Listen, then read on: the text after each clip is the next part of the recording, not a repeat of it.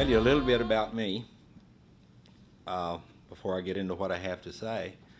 My family was involved with horses as trainers, breeders, farriers, jockeys, etc., for 6 generations that we have written record of. And it goes back farther than that. Dad got into genealogy, and I actually descend from the most famous horsewoman in history, Lady Godiva.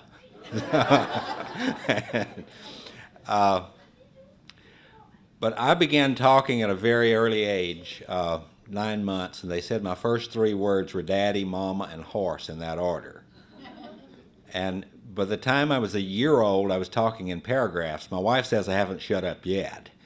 And but my father was a history nut and loved literature, and he sat me on a horse before I could walk, and he used to sit me on his lap and read Shakespeare and all sort of goodies like that.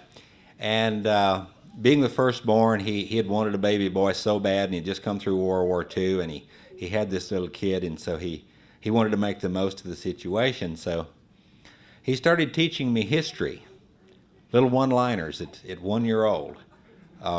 Robert Fulton invented the steamboat. Eli Whitney invented the cotton gin.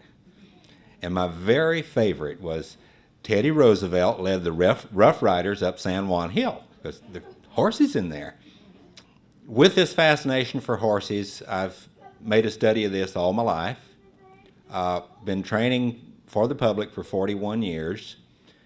And about 25 years ago, I started teaching horsemanship clinics based on the Bible. And all along, I've been researching the history of horses and horsemanship.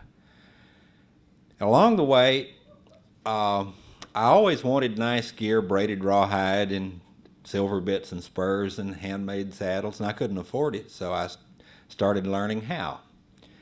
And the man who taught me how to build saddles is Chuck Storms up in Calgary, Alberta. And Chuck's an agnostic, and I used to really worry about the condition of his soul, but that doesn't bother me now.